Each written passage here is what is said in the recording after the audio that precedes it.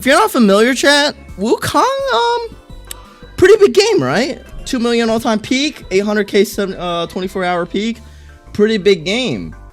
But there's a little history behind the studio that made Wukong.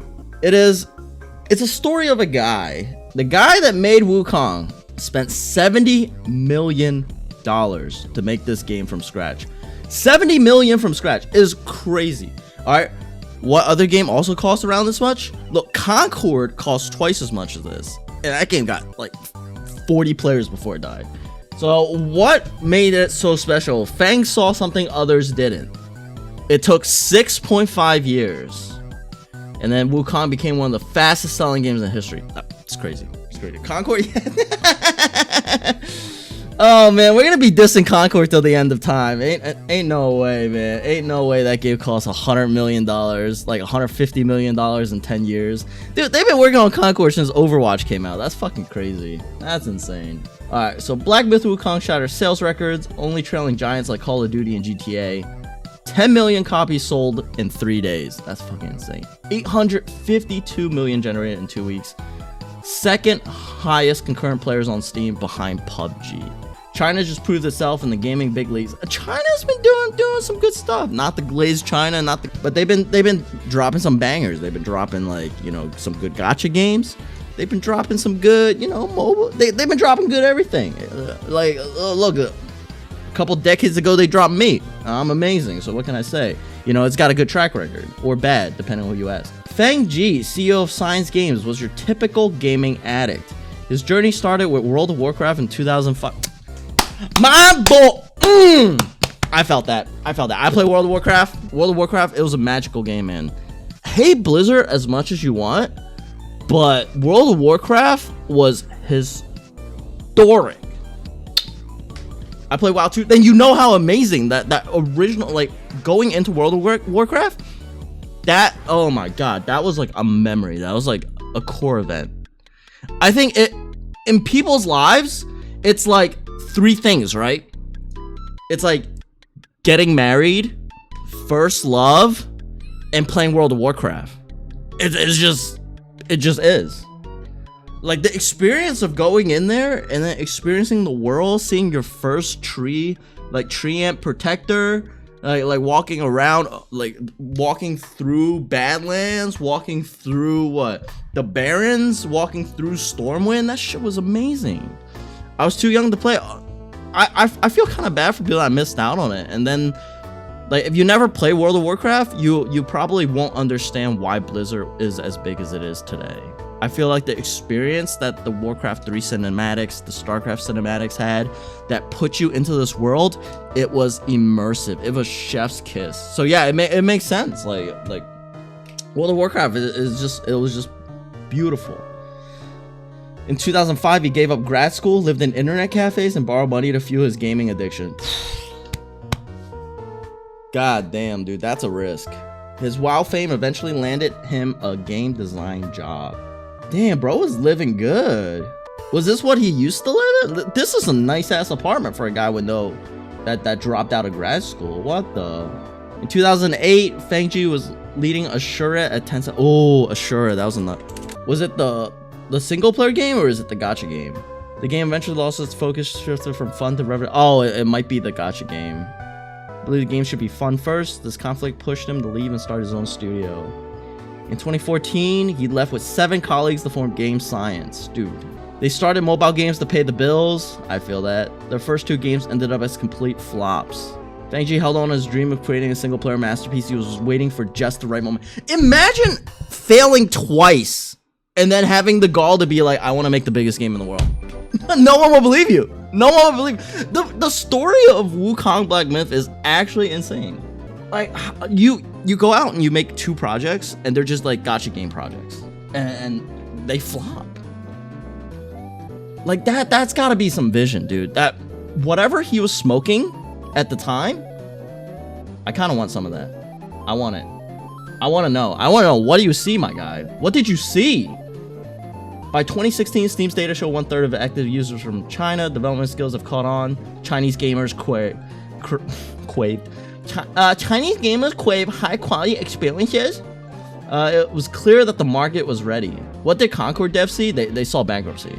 Fangji said, we're willing to burn ourselves, but we're not moths flying to a fire. Dude, how did you even convince anyone to give you money at that point? Feels like the King's Avatar story? Yeah, a little bit. Dude, the rags to riches story of like a dude going out and just like fighting against the big ones, like that story is classic as time. League of Legends saved Fang. No way. League of Legends saved Fang. He forged a close bond with Daniel Wu. They became late night gaming buddies. Chat, you are one League Q away from finding your future investor. Whether it's letting them call you kitten on Discord or funding your multi-million-dollar game, you are one League game away. Daniel Wu, you are goated, my guy. In 2017, Wu bet big on Fangji's vision, buying 20% of Game Science for $8.5 million. So he believed that the company was worth about $40 million. He believed. Despite losses on earlier projects, Wu kept faith. A true ride or die partner. Look at this. This is a face of a guy this guy gambles. I don't know if he does. But just looking at this, I assume that he does. I'm sorry, Daniel, if you're like actually a gambler or not. But this is a fucking bet, dude. Holy. $8.5 million on a guy you met in rank Q in League of Legends is insane. Can you help gank right now? I'm coming up right now. Oh, thanks, man. Oh, yeah. Gambles in life, dude. Sometimes it pays off big. But that's crazy. Like from here, I'm seeing this. It's like you met a guy on rank Q, and you guys got along so well that he's like, fuck it, 8 million, ride or die. Fangji hated a mobile game motto of in-app purchase and endless monetization. He believed it killed the true essence of gaming. Gaming, boys, gaming. This resulted in company splitting into two teams, one to keep making mobile games to fund it, and then he moved on to fulfill his single-player dream. February 25th, 2018, Game Science takes a plunge into AAA development. The team went all in. Fucking all in, dude. Oh my god. Peak cinema. This is like, if they made a Tetris movie, they gotta make a movie about this. Like they can easily make a movie about this. We'll provide additional funding and contribute a large chunk of the 70 million budget. Black myth Wukong was born. Fangji's vision was clear: create a global game rooted in traditional Chinese culture. Fantastic. The team read the novel Journey to the West 100+ times.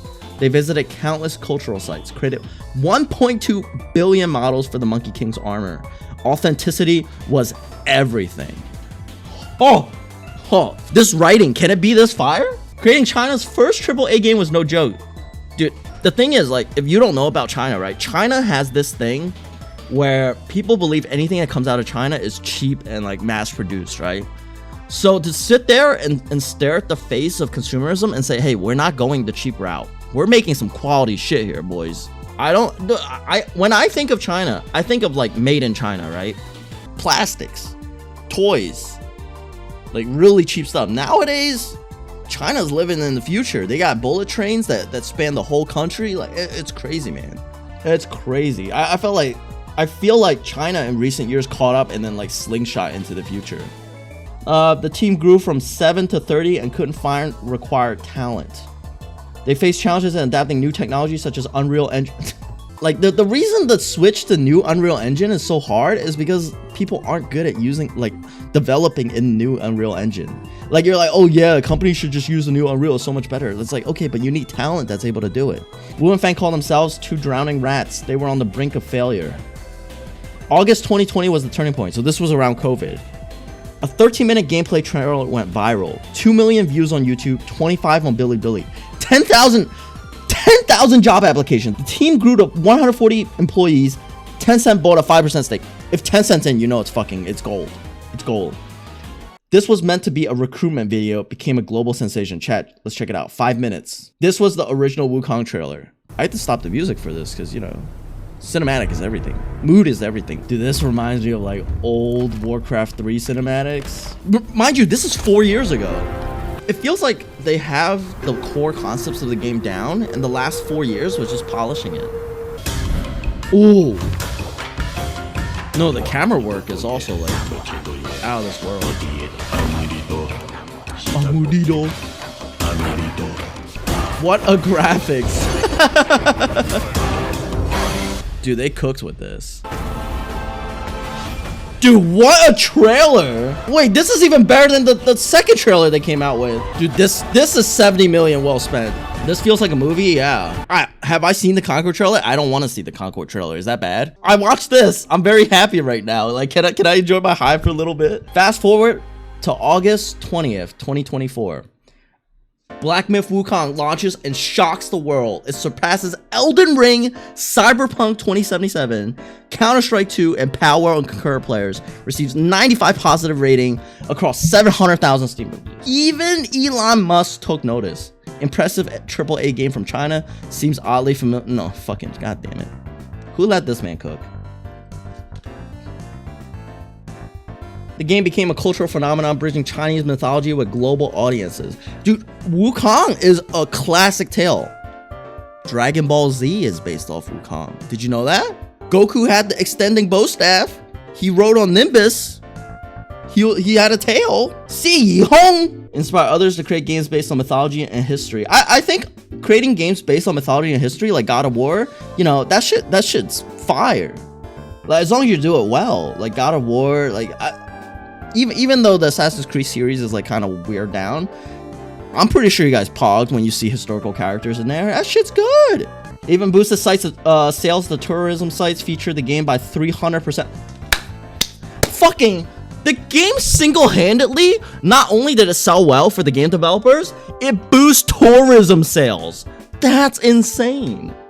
The historical landmarks. People are like, oh my god, these places exist in the real world, and they fucking travel there. Fang Ji's success is celebrated as national pride for China. But his response, humble as ever. When you are at the peak of confidence, you are also staring at the valley of foolishness. Fucking man's a Buddhist. Holy, he's cooking. When you are at the peak of confidence, you are also staring at a valley of foolishness. Yes, master. Did you like the game if played? I'm binging it on it right now. If you enjoy this, then follow me. You know what? I'll give you a like. I'm not gonna... I don't know what other content you make, but if I see you again, my guy, I will definitely follow you. Thank you, Willie Chow. Thank you so much. That's the story. Story of Wukong Black Myth, the development, the behind the scenes. What a wonderful tale. What a wonderful tale, chat.